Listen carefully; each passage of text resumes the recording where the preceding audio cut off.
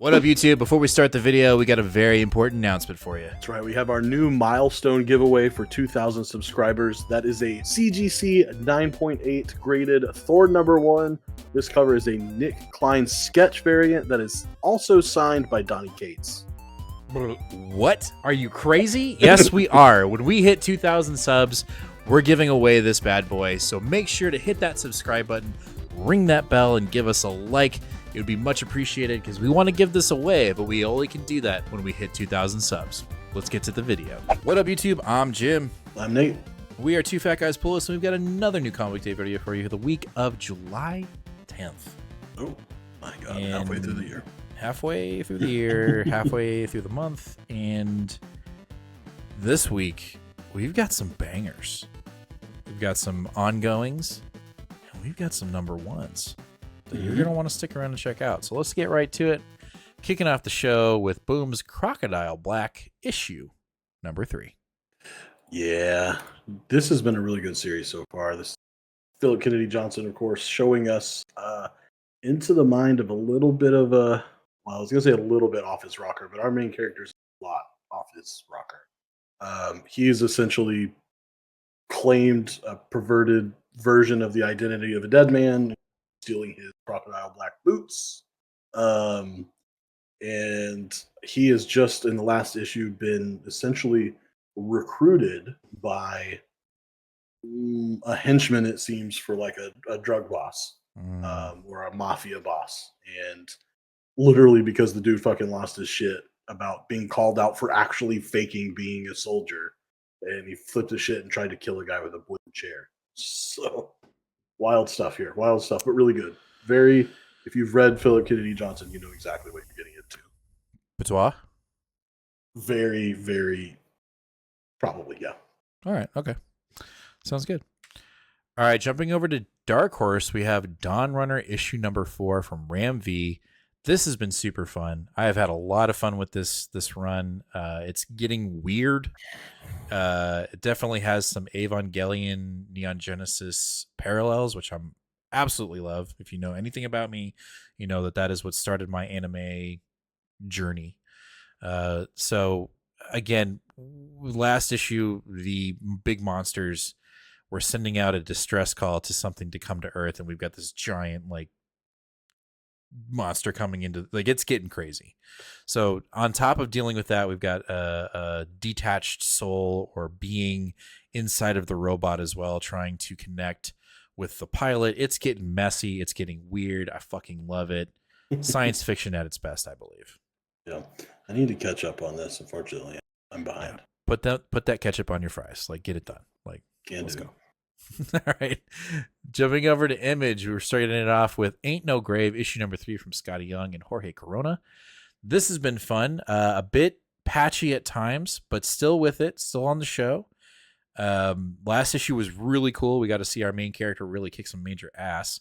Yeah. And now we're kind of doing the whole like River Styx kind of thing. It kind of feels like where we're kind of in the in-between space from real life and hell. We've got our main character going after death itself and killing death, so she don't gotta die. Don't know how that's gonna work, if it's gonna work, but we're gonna find out here in issue 3. You know, I think we've let this story, you know, we put it in the ground, we watered it, you know, and we let it bloom, and I think we're giving it a good, decent shot. You know, I know that the first issue we were both kind of like, I don't know, we'll see how it goes. But I feel like jacket. Yeah, I feel like issue 2 really like helped us find its, you know, it got its footing. So I'm hoping 3 continues that. Creative team is a really good one. So I'll let them cook till the end. I think this issue will be the final thing that we need to jump in and be solidify about it. Yeah, for sure. All right, also from Image, we have Transformers issue #10 from Daniel Warren Johnson and Jorge Corona. Now, issue 9 was a lot, kind of not kind of. It was messy. We packed so much shit into that issue to the point where, like, me, who is a massive Transformers fan, was a little like, what are we doing here? Like, you know, it just felt like we were just trying to cram in so much material, so much story, so much plot, to the point where it kind of it just made the issue almost unreadable, which really sucks to say. I don't like saying that about Daniel Warren Johnson. Don't like saying that about Jorge Corona. So hopefully issue 10, we can kind of slow down a little bit, pump the brakes, and just pick one out of the 5 different stories that is currently going on in Transformers and just kind of focus on that. Yeah, and I'm not worried in the slightest bit, which is insane for me to say about a Transformers book, but this will probably be at the top of my stack whenever I get it on Wednesday. For sure, definitely.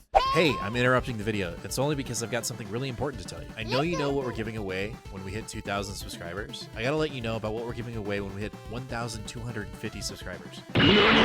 We're giving away this Uncanny X-Men #1 signed by Jim Chung, CGC grade 9.8. When we hit 1,250 subscribers, you could potentially win this, but you have to be subscribed to our channel. So hit that sub button, ring that bell, give us a like. Let's get back to the video, shall we? All right, jumping over to DC, we have Absolute Power tie-in Green Lantern issue number 13. Hal doesn't have his powers. Look, I've actually enjoyed this series. I've had a lot of fun with it. When we thought it wasn't going to be good, it was. When you tell me Sinestro's got a red power ring and he's dealing with rage, I kind of really like that idea. I think the thing for me that I'm just very hesitant with, and because we saw it with our Batman ongoing Absolute tie-in, was it felt incredibly rushed for the tie-in to Absolute Power, and it just didn't feel like it was in line with the actual story. That might be different here. We'll have to wait and see. But even though Absolute Power, the main book, was my pick of the week last week, I am very skeptical about this issue of Green Lantern. And that's crazy for me to say because I've been really on board with this book. Yeah, I'm not excited about this at all. If there is one thing that I really don't, I mean, I've been on this book train for a while, and I really have enjoyed it up until actually the last issue made me really mad. The last issue made me really mad because the suspension of frustration was finally crashed, and that's that Hal Jordan is the center of this book, which is a mistake to begin with. However, I was able to suspend that because of how well we were doing. Then all of a sudden, Hal lost his powers, and good God, could there not be a more boring combination than a powerless Hal Jordan? It's the dumbest thing I've ever heard of. We've done it before. I don't ever want to read that again, yet here we are. I've already had it pre-ordered, so I guess but a depowered Hal in the middle of this event, awkward tie-in. I don't know, man. I'm not excited, and I mean, Absolute Power is all about being depowered, so I mean, it kind of fits. Well, boy, do I not care. And if he had been depowered from the event, maybe I would have cared. But that's not even what happened. It's like Adams just said, "Oh shit." It might have even been editorial, right? Editorial said, "Hey, you need to depower." Kind of feels like it. To Earth. And he was just like, "Okay, he's depowered." Like, wait, well, how? It didn't really. Yeah, they just see, stopped. They're like, okay. We can't do this. I can't do this. We can't get into this. I will go full on ballistic. But you're right. Like it definitely feels like when it comes to these ongoings, editorial has definitely got their fingers all over it to the point where the writer's just like giving up and going like, I depowered. Like exactly what you're saying. All right, jumping over to Marvel, we're going to kick it off with Avengers, issue number 16 from McKay and Via. This has been a pleasant surprise, and it's really crazy to say that, but because we get this new introduction of a team because the other Avengers, our main Avengers, are dealing with the actual main threat in Blood Hunt. Well, we still got to have an Avengers book, so we've got this new, newly formed kind of, I wouldn't say ragtag, but just a team that you really didn't see coming. Yeah. Avengers, and I'm digging it. I'm liking it, and we do know that out of this, there will be a new Uncanny Avengers coming up, or Avengers Assembled. I'm sorry. That's it. Which is going to be great. There's going to be really cool characters on that. But this has been fun. I mean, we're fighting Nazi vampires. I think the team dynamic is great. And I just can't wait to see it continue after Blood Hunt. Now, I know a lot of the characters, some of the characters that are in this team currently won't be on that new team, but some of them will be, and I'm excited for it. I actually forgot about that. I forgot what the team looks like. So I know it's Captain America, She-Hulk, Rambo, Rambo, Monica Rambo.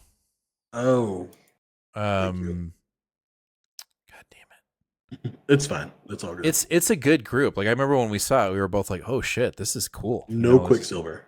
No Quicksilver. Oh, I don't know. Well, maybe there is. Maybe he is there. God. Is Hazmat there? I hope Hazmat's there too. I hope Hazmat's there. You don't like Hazmat. You're beefing on It's not that I know. It's not. issue. I didn't say I didn't like her. I wasn't very familiar with her. Roll it. Go back and roll it and cut it in. Roll it. Yeah, I'm not doing that. Does that. I am the one that edits. I have the power. All right. Next up, we have Daredevil issue number 11. Kingpin is being possessed by the deadly sin greed, and I'm sure Bullseye. We'll see what Bullseye is being possessed by. Anytime we get into this part of the story arc that's dealing with the actual possession of a deadly sin that's fighting Daredevil, I've been enjoying. When we get to the like normal dynamic of the book, it's kind of like meh. So I kind of hope we kind of just stick to that now. We just kind of stick to that train and we really move forward with it, because I know that's been somewhat of a criticism of the book. And so I get that frustration. But right now we are full on again going against a foe and our superhero that is being possessed by one of the deadly sins, and I'm here for it. This cover sucks though. Looks like this is a week of catch up for me because I'm behind on. Oh shit! That's just you just ketchup all over them fries. All right, our penultimate issue for the show, not the penultimate issue of the book, is the Ultimates issue number 2. First issue was really good. Pleasantly surprised, and I don't know. I don't really. I can't be like I don't know what to expect. I really don't know what to expect. All I just know that the norms that we know for a Marvel universe are out the window, and we've got some Avengers trying to make sense of it and try to get back to page 1 to reset. And we're kind of who knows if we're going to recruit any more heroes. I hope we do. I think that would be great. I think it's just fun to see different takes on characters. But I'm thoroughly enjoying. I thought issue 1 was great, and I'm excited for issue 2. Hopefully there's no slump. Yeah, the only slump is going to be that it looks like Captain America in every universe up and just ruins it all. So I'm not surprised that is where Camp went. This version as well. Yeah, well, it is what it is. All right, our last issue of the night. From the Ashes, A New Beginning. We have X-Men, issue number 1 from the great, the almighty now of Marvel Comics, McKay, and artwork from Ryan Stegman. Listen, we know it's been choppy ever since Hickman left the X office. It hadn't been the same. But if there's one person, and not to say that Kieran Gillen and Al Ewing didn't do a good job, I think they did as well as they could. Gary Jerry just did what he did. They worked with what they had and did what they had to do to get us to where we're at now. And if there's anyone outside of Donny Cates or Daniel Warren Johnson that could get us out of this hole, it's going to be Jed McKay. Jed McKay is just on fire right now. And I guess like statistically or percentage wise, he's due for a mess up. So God damn it, knock on wood. Because he's just been killing. How dare you say that? I know. I don't know why I just said that, but it just did. And hopefully this is not the case. But you know what? Ryan Stegman on the art. Fuck yeah, dude. I'm excited. I'm cautious, but I know we're in good hands here, right? And it'll be interesting to see really where the state of X-Men are, post Krakoa, and where the dynamic of the team is. I am very interested with this team. I think it's going to be cool. I know you are not, Cyclops could fuck off, and I get that. That's fine. That's okay. Very much so. But if you get past Cyclops, we got Beast, Juggernaut, Kid Omega, Temper, Psylocke, Magneto, and Magik. That just sounds kind of cool. Like that just sounds cool to me. Yeah, I'm interested. I'm not getting any other cover but this cover, but there are a fuck ton of covers. Really? What? Just this one? Well, what? You're not getting the peach one? Fuck you. Oh, I just saw it. Yeah, that's the on the cover. Here's the question. So like a lot of Peach's covers end up becoming cards in Snap. So like who it would be Magik, right? Yeah, it probably would be Magik. Psylocke, even though Psylocke looks dope in this cover. Damn it. Well, looks like my poll just got bigger. Anyway, very excited for it. Can't wait to read it. And it's probably the first book I will read. And then I'll go to my independence after this because I want to see. I want to know where we're going. Yeah, I get that. Yep. All right, that's going to do it for this week's new Comic Day video for the week of July 10th. Let us know down in the comments. What are you picking up today? What are you reading first? And what's your potential pick of the week? Let us know. Make sure to hit that subscribe button, ring that bell, and give us a like. It'd be much appreciated as we're on the road to 1,250 subscribers, but we can't do it without your support. So if you're not already subscribed, hit that subscribe button because we the best music.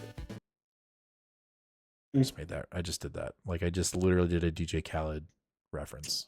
Yeah. Whoops. Who's that? Anyway, we will catch you guys this Sunday, 8 o'clock p.m. Central Standard Time, where we'll talk about all these books and more, and we'll just have a silly goose time. But you gotta come on Sunday. Like it's required. Like it's required listening / watching. So we'll see you guys live. As always, fam, be kind to one another and read more comics. Later.